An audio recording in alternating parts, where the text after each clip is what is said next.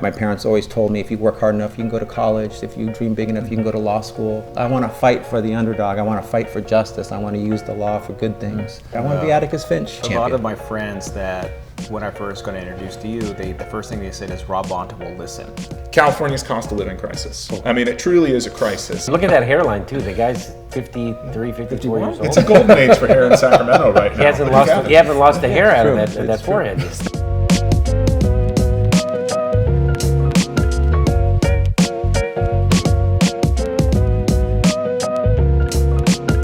Welcome to this episode of Bourbon of Proof, where we interview those who have been successful both law and life, and we do so over several spirits to get the conversation going. And again, as always, we have our esteemed co-host today, Mauro Fiore Jr. Hello, thank you, Bob. I'm glad to be back. And we have another guest co-host today. We have Ryan Steigar, Attorney Ryan, the working class advocate. Ryan, thanks for being here today. Hey, it's an honor to be back. Thank you.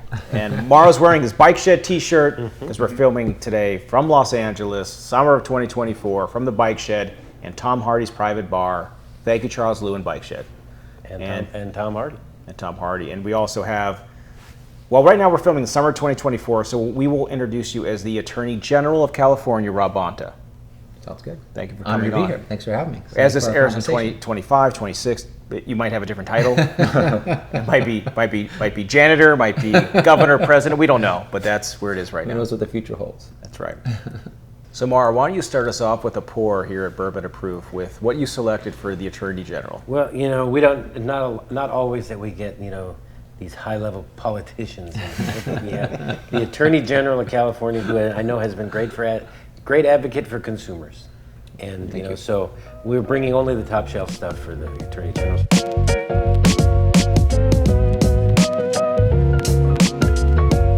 So this is a bottle of old Rip Van Winkle 10-year. This is the 10-year-old version of the 23-year. If they aged it for 13 more years, it'd be the 23-year Pappy Van Winkle.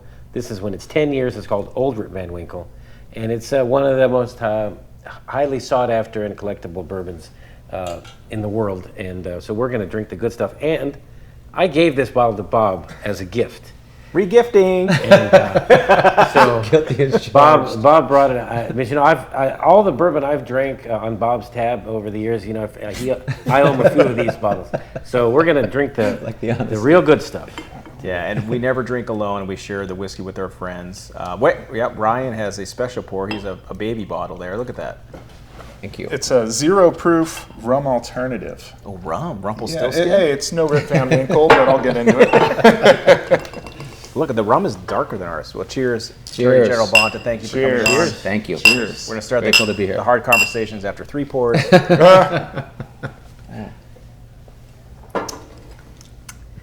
Yeah. Well, it's fantastic. That is Pappy Van Winkle, the best of the best. This is absolutely fantastic. So, one of the things, we don't like to talk a lot about stuff that you like to talk about on the show. We like to talk about you, because I know you're not a you guy. First of all, your hair is fantastic. What's your secret? Anybody ever ask you this question? No. Definitely the butt of many jokes. Wow, look at this. I'm envious of this. They're just jealous. Yeah. A little Grecian I chalk it up to jealousy. No secrets, just a lot of product, a lot of work. But we'll get into your routine. You might get a sponsorship from L'Oreal or something. No, but what a lot of people don't realize is, while you went to Yale, you played soccer there, and we'll fast forward a lot of your daughter now plays professional soccer in South America. She's in Brazil. But you came here from the Philippines when you're 2 months old. Correct. And you lived in an RV for a while. Yep, trailer park. in La Paz. That's part of the farm worker movement. And you worked your way up, living in Sacramento. You have been a public servant for almost all of your professional career. And I want to know, coming from absolutely nothing and being such a big advocate for workers and consumers, why did you, because it's hard for, it's a lot of us, we try to think that we do good. How did you devote your professional life to public service? Well, thank you for that intro. We're all a product of our lived experiences and the influences around us, those who raised us, including my parents. I am very much my parents' son. And, their values, their priorities, their mission are, I think, reflected in me. And I'm proud of that. It's what I wanted. I saw them serve others, and I wanted to do what they did. I saw them fight for justice for people, they saw and valued the underdog, the undervalued, the cast over, the cast out, and they said, I'm going to fight for you. And you shouldn't be treated in those ways by people who have power and are abusing their power. And I pursued a career in law to have a tool that I believed I could wield as a force for good. And I believe I'm doing that now as the Attorney General of California. But when my dad was involved in the civil rights movement. Wow. He, as a grad student in California in 1965, in Berkeley, he felt called to go to Selma, Alabama, because a friend of his was on the ground organizing and sending audio cassette tapes to him in the mail of the voice of Martin Luther King Jr. speaking about a more just world, a more equal society. And my dad felt he needed to be part of that and go and join the mission with others to fight for civil rights and constitutional rights. He jumped on a train, he rode for 3 days, he arrived in Selma, he was there with Stokely Carmichael, he met him, he was in church at Brown Chapel AME Church when, unannounced, Martin Luther King Jr. came to deliver a surprise sermon. So he listened to the great Martin Luther King Jr. speak at the height of the civil rights movement, and he was able to do his part in that transformational movement in our nation. Later, my parents got married. My mom was an immigrant from the Philippines, came here at 28 years old for the first time, took a ship for 3 weeks to arrive in California. She had a scholarship to study at seminary where my dad was enrolled. Wow. My dad grew up in Ventura County, first in his family to go to a 4-year college. He started at Moore Park Community College, transferred to Cal, and then went to the Pacific School of Religion, which is where my parents met. And they went back to the Philippines after marriage. They served as missionaries. So that service mentality, after my dad being involved in the civil rights movement already, and my sister was born first, and then I was born. And right after I was born, my parents asked themselves this question. They asked themselves, can we raise our son here, now, this place, this time, and guarantee that he has democracy and freedom, the rule of law and due process, civil rights and human rights? And their answer was no. Unfortunately, a dictator was rising to power. Martial law was exactly a year out from being declared. I share a birthday with the anniversary of the declaration of martial law in the Philippines. And so my parents brought me here to California. Wow. Because they believed that things they wanted for me but couldn't have for me in the Philippines were present here. And so we arrived in LA. Echo Park was my first stop. And my parents always believed that you can't just hope for the things that you want. You can't put your chin on your elbow and look out the window and hope that those things will arrive. You have to manifest them with your action. You have to fight for them and work for them. So they started working for the United Farm Workers of America. They joined the lettuce boycott. They collected signatures outside of supermarkets. They had their clipboards and their sleeves rolled up. Were you there with them doing these things as a young kid? I was a toddler then. My earliest memories are from when they moved from LA, when the United Farm Workers asked them to go to the headquarters of La Paz. That's when we lived in a trailer. My brother joined us there. He was born. Wow. Our family of 5. We lived a stone's throw away from Cesar Chavez. My dad worked in the front office with Cesar Chavez. They got paid $10 a week for their service to the movement. My dad helped set up healthcare clinics. I remember playing with the other kids. I remember the trailer. I remember the Central Valley, terrain and environment. I remember playing under the trailer with my brother, and I remember going to meetings, and then later, even more so, going to demonstrations and rallies and protests. Everyday people coming together for a common cause, and my dad later got recruited to do what he did for the farm workers, to do that for the state of California. So we moved to the Sacramento, and he set up healthcare clinics for underserved communities, for refugee communities and rural communities. And the Marcos dictatorship was in full effect in the Philippines. And so I spent weekends and weekdays going with my mom to demonstrations and actions calling out the human rights abuses. And so all of this is a long way to say that, from the civil rights movement to the farm worker movement to the fight to restore democracy in the Philippines, and it was restored in 1986. And I always wondered what a mom and her son could do, and I realized there were millions of others calling for the same thing. So you were born in probably 68, 69, about there? 71. 71. So this was late 70s, early 80s, where these core memories of your parents, your folks, like being in the civil rights movement. I mean, that had to stay with you, because that's what you're doing now. It stayed with me. And when you're young, you don't appreciate it all. I mean, you mentioned I played soccer. I wanted to go play soccer. I wanted to go spend time with my friends. But the things that are in you never leave you. And as you grow, they grow with you. And Wow. My parents always told me, if you work hard enough, you can go to college. If you dream big enough, you can go to law school. I cracked open To Kill a Mockingbird, and I was like, I want to be Atticus Finch.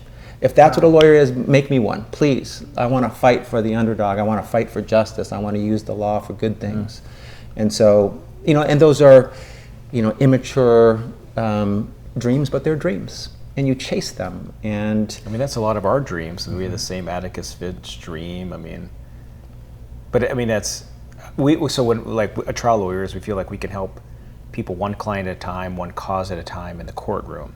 And I'm always like just infatuated with the ability to do what you do, which is help people on a massive scale. Have people, because you've done a lot of policy since you've been in, I mean, I've seen a lot of, the gun movement. I've seen a lot of, you broke up a lot of sex abuse, sex trafficking rings recently. Just a lot of things that some other folks were afraid to even mention, like your predecessors and things like this.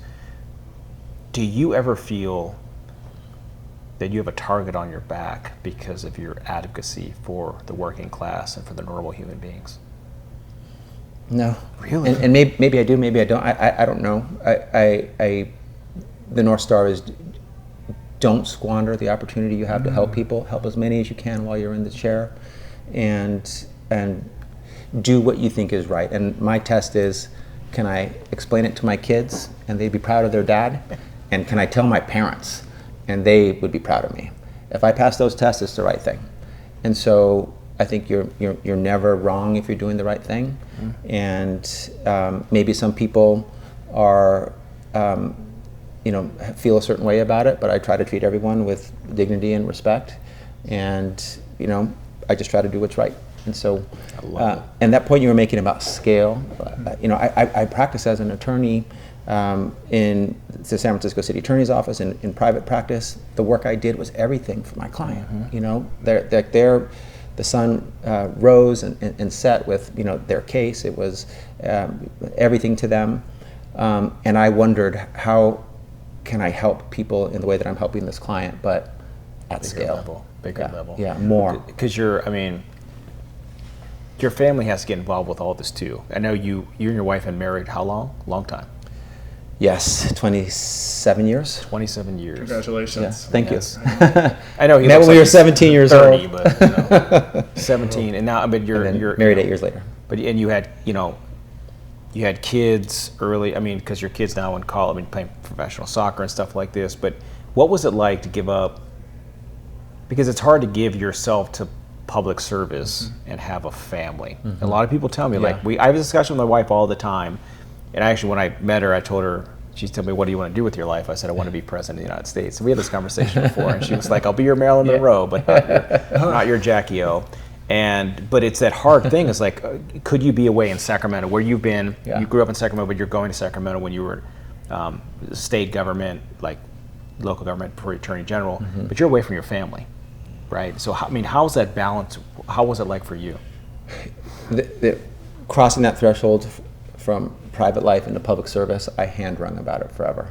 I desperately wanted to serve people and help them and have an opportunity to engage in the biggest challenges that our society is facing. But I liked anonymity. I liked privacy. I loved my my family and my family time, and I worried about it and wondered about it and thought about it a lot. And my first position I specifically chose as a local elected official. One, to see if it Where was did you meaningful. start? I got appointed to a healthcare district board, a special district board. What does that mean? We ran a hospital, an acute care hospital, and a skilled nursing facility. It was Morrow's ears supported by perked up parcel with tax. you said hospital and acute care. And the ER too. No, I hate to interrupt, but you're falling behind on the. Okay, let me. Ryan, could you introduce got a the job to do. Could you introduce the next pour and we'll? Yeah, I got you. This is actually a good time to take a break Yeah. and talk about this whiskey we got for you.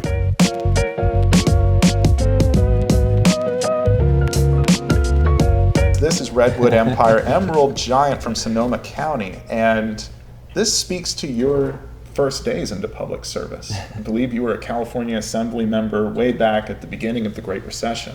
Probably one of the hardest times to be representing the interests of the people of California. So we wanted to take you back to that time Very and take a thoughtful. little journey of how far you've come and the work you've done for Californians. So Thank let's you. crack into it. So This is one that we sourced. Morrow and I asked our sponsor of the booze outlet that found us the Redwood Empire. Take it easy. This is the Take it Emerald, easy. the I've Emerald been drinking Giant. I've been drinking all day. Keep it clean. Jesus. Oh, you can handle Bob, you know what I Morrow. just noticed on this Rip Van Winkle bottle? Yeah. It says asleep many years in the wood. Yeah. And you know me, I'm known as sleeping many a day anywhere. Oh, the woods, the beaches, the couch. He's been asleep at trial before. One of our friends actually told us, Non-discriminating. I like it. I will sleep anywhere. Rob, one of our good friends, he tried a case and they had a big result. And he was like, I looked over, Morrow's sleeping at a council table. We had to kick him to wake him up. He was just taking a rest. to announce Resting the my verdict. eyes. Resting my eyes. I wanted Keep them fresh I and wanted spry. the jury to also be, relaxed. If you're relaxed, they're relaxed. I like it. That's good. But the Redwood Empire, this one's out of Sonoma. This Love is it. out of this is a California rye whiskey. Wow, Morrow's already his eyes. All right. Good luck. Again, great color to this one. This is good. Rob, I wanted to ask you, your early days in California. Oh, this is very good. Yeah. I mean, compared to the Pappy. Oh, yeah. This one's fantastic. Yeah. Rob, you grew up watching your parents speak truth to power, but from a point in their lives where they didn't really have Exactly. power. Yeah. And now you're in a position where you're arguably the most powerful attorney in California. How does that fight for justice? I mean, they call the Attorney General the people's attorney. But he's also the most powerful attorney general in the country, in California. I would say so. I'm has to Team be. California. Well, how does the fight for justice change when you go from being freshly arrived in California from the Philippines because your parents saw that freedom, democracy was at stake, and now you're here and you've worked your way up. So now you have the resources and you're part of the institutions. What does it mean to you to be the people's attorney? Yeah. And what does it mean to you to be the power? Yeah. Well, thank you for asking that. My story, I think, is only possible in California.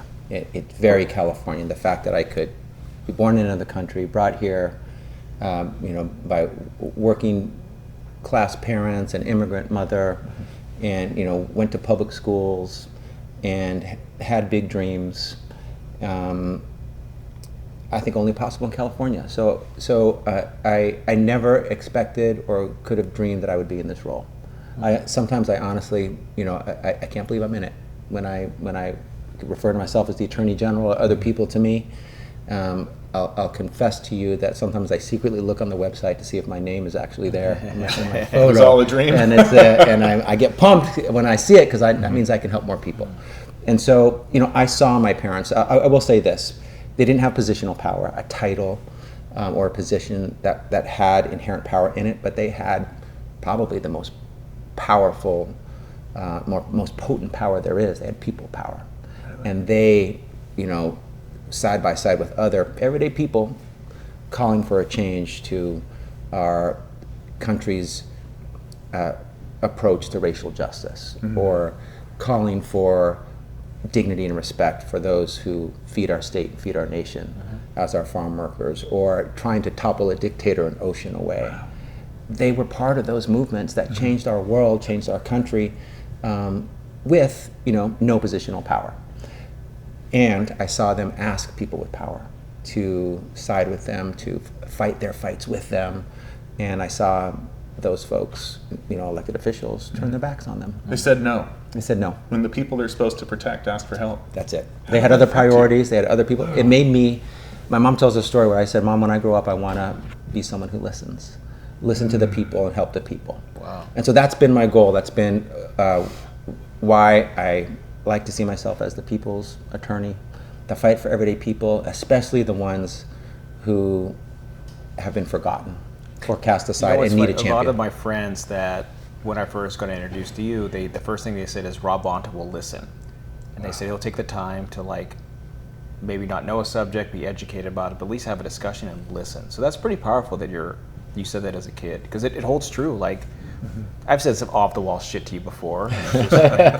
No, Bob, we can't make booze legal for 15-year-olds. That sounds ridiculous. But it's not so ridiculous. Am I right? 16.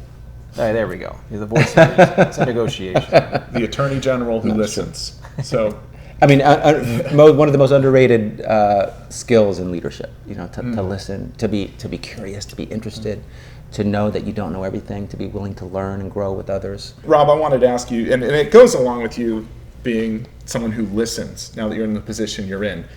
California's cost of living crisis. Yeah. I mean, it truly is a crisis, and I think anyone who's, especially attorneys like us, where we work with working class people, we hear the calls for help. And your Department of Justice has taken a particularly assertive role in what we call housing justice. Yeah. Can you tell me a little bit about why that was important to you and what you're trying to accomplish now? Yeah, absolutely. When I look at this role, California Attorney General, I want people to think their Attorney General is fighting for them, is their champion, is beside them, who understands them and is taking on the issues that are important to them. And you can't be fighting for Californians if you're not fighting for housing affordability and access to housing. And it's a dream of many, but more and more out of reach to most.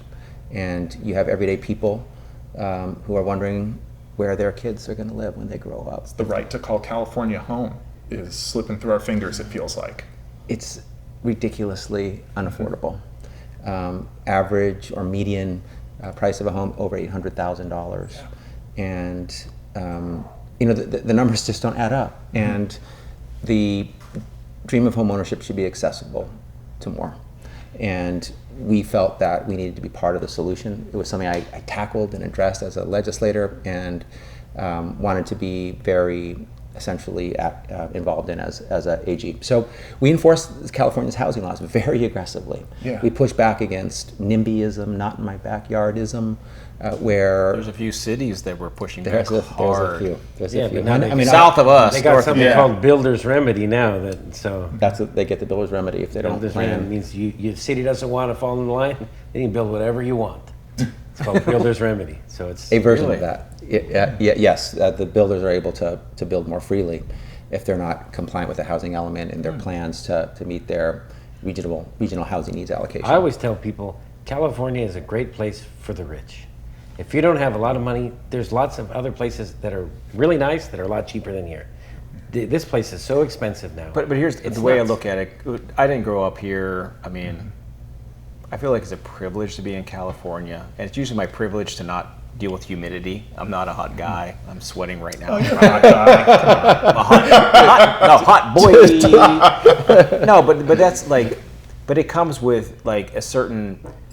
Most of my neighbors where I live are very altruistic people. We talk about this all the time. Everybody that we're with is more about helping other folks than themselves. And I don't know if it's a community thing or if it's a California thing, but when I was a kid, I dreamed of being in California. I grew up, working class in Pittsburgh, and it was a dream to come here. Now that I'm here, it's a privilege.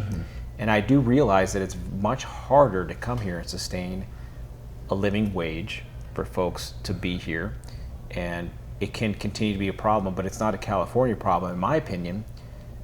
It's a world problem where you're having a wage gap that is it is growing substantially. Yeah. And I feel like if we don't figure this out, it's going to be a huge problem that people cannot dig out from. Completely agree about your view of California. Greatest place on earth, greatest state in the greatest country on earth, and not Should be a without its country. problems. Should be a country. That's Do you guys see that Yeah.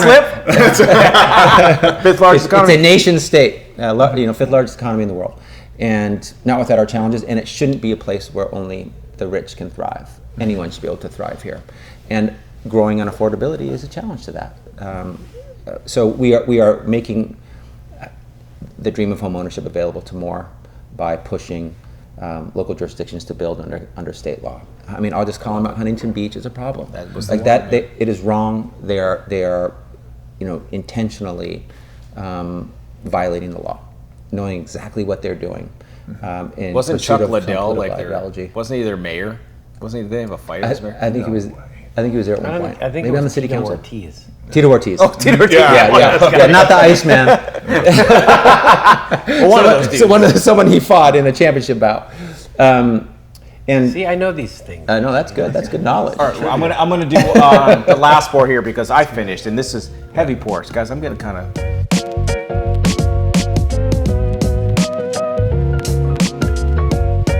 I've never opened this bottle. It's been sitting up on my shelf for a long time. This is a bottle of Bland's, and Bland's it's a good whiskey. It's a good bourbon. It's good bourbon. It's not one of my top 10, but some of the ones are. But somebody got this engraved for me, and it says, my eyes can't push it away. #1 sleazy attorney. You know who gave it to you? I know who gave it to me. No, this is a great story because But you're like the least sleazy attorney. no, this is where. So my secret, and I told Brian might be the only one that knows this. My secret, love in life, is I go into the Daily Wire and I troll them. And every day I'll go on Ben Shapiro or I'll go on Matt, whatever his name is, and I'll just say something snarky or just to get it, just to mess with these guys. So I do this all the time just to get a rise out of people, just to get them to critically think. I just ask questions and people go crazy. And one time I did this on Facebook, and I get a million comments. These people do stuff, and I just ask questions and just try to redirect. Did you actually think about this? Critical thinking, these things. And I got into this one argument. What are they called when you're in in a forum thing? We call that a pissing match, I believe. Pissing match. It's a scientific term. Yeah. That is actually in the dictionary. You're a keyboard warrior. Keyboard warrior. So this, one lady, we were getting into a little bit, and I'm just keep asking questions, and she looked me up, and she was like, "You're a sleazy lawyer. You're a personal injury lawyer." And she went to this thing, and I just started continue to ask questions and do things. And after it was a month, she had reached out to me because she was in a situation that she needed help with. And she was and she called me. She's like, I'm kind of embarrassed to call you, but I got to tell you that you started to talk, what you were saying was, because I think that we most of us are reasonable human beings, and most people are in the middle, we're logical, and if we get out of the polarized sides of left or right, we could have a normal conversation. We ended up having a normal conversation. I started on the keyboard, I just tried to educate her and stuff, and then she reached out to me, found my number, my dad's wife, works at her firm, and she was like, so-and-so called you, and she wants to send you a bottle of bourbon. I said, wait, why? Because she had reached out to me, DM'd me, and I helped her through a legal issue and helped her get an attorney who's actually a friend of ours, which we'll talk off air, and she had a really good result because she said she needed a sleazy lawyer to get her job done. And she said, thank you so much for being the most reasonable adult in that room. I was just talking shit on Ben Shapiro's page. Wow. I'll say his name, Ben Shapiro. I think you're a piece of shit. But anyway. Now he's going to hire you in a month. But I just these guys use their power for bad, and they just want to disrupt folks. But just get in there. But she sent me this to my home, and it says #1 sleazy lawyer. Love it. And I haven't opened this bottle yet. I've been waiting for the opportunity because, Rob, I think you have the opportunity to bridge left and right. You have to drink. You can't mix. Yeah. That would actually they'll kick Violate. you. Yeah. The bourbon gods would probably kick you in the nuts, I think. Let's not have that. Or you got to finish that one up. Get easy. I'll give him a light pour. I don't. Maybe he doesn't like Merciful. to drink. We know he doesn't like to gamble. Doesn't like to gamble. He doesn't like to drink. I think he might be French. I think he's French. I've never met a Filipino like this. No, but so I'm in a weird angle right now because when I look at Rob, like your hair is so amazing, and I can't stop talking about it. There's like 3 or 4 different colors. It's perfectly like. I'm very like. It is pretty amazing. I agree. And look at that hairline too. The guy's 53, 54 years old. It's a golden age for hair in Sacramento right now. He hasn't lost the hair out of that forehead. Golden age of hair. What are you guys taking up on? Like, Look at this forehead I have, man. Jeez, it's getting bigger. My forehead's getting bigger. I wish it was down there. If you sleep more, it'll go down. Yeah, maybe. I think a big forehead's nice on you.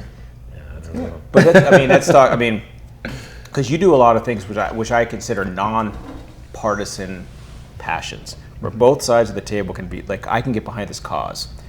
And is it an intentional thing? Is it a human thing? Is it a dad, a father thing? Like, what is that like for you? Because you get behind a lot of causes that I'm like, yeah, why is not everybody fighting for this issue? Yeah. You know, I think most things in terms of steps, actions we can take to make our society better, stronger, safer, more fair, people agree with. I think we focus a lot on the smaller number of things that we disagree with, and it takes all the air out of the room.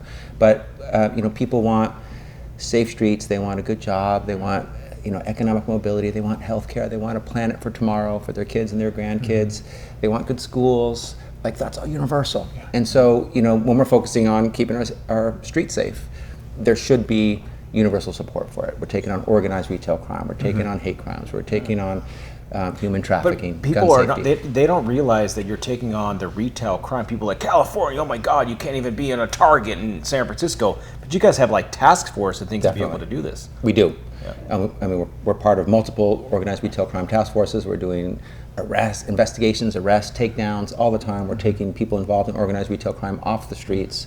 And these are multi-million-dollar operations. Wow. And so people they have the narrative, they decided what it's going to be, and don't let inconvenient facts get in the way. I mean, that is not a way to see the world. Like, facts matter, truth matters. People need to understand it, appreciate it, accept it. And so we just focus on the job. We can't focus on what the commentators are saying, what the haters are saying. California is great. It is not without challenges, but part of being great is knowing when you're falling short and confronting those things and taking them on. Thus, we're taking on housing unaffordability. Thus, we're taking on organized retail crime. Directly and fully frontally, tackling those issues. So don't say full frontal in front of Mark. I'm going to keep talking so he doesn't take that as an opportunity to interject or comment. He grabbed that ball over. He's like, I'm interested. Wasn't that do you remember Samantha Bee? She had a show called Full Frontal. Did you ever watch that show on CNN? Samantha Bee was like a political commentator. That was on Cinemax. Samantha Bee was it was funny. She was really funny. Anyways, back to my drink. But Marlo's old school California, man. I was born and raised in California. That's an interesting thing that you bring up. We talk about the facts should matter, truth should matter. Yeah. The polls that I have seen, and you can go anywhere, find any poll you want, the concern about violent crime among Californians, the concern seems to be growing. Mm-hmm. But the latest statistics we see shows that your office's efforts are working. So what's the bridge there? Why are people insisting that things that are working are not working? I think perception is reality for some people, even if that perception is not founded in fact. And so narratives matter. What people listen to for their facts, their news, even if they're not news, matters.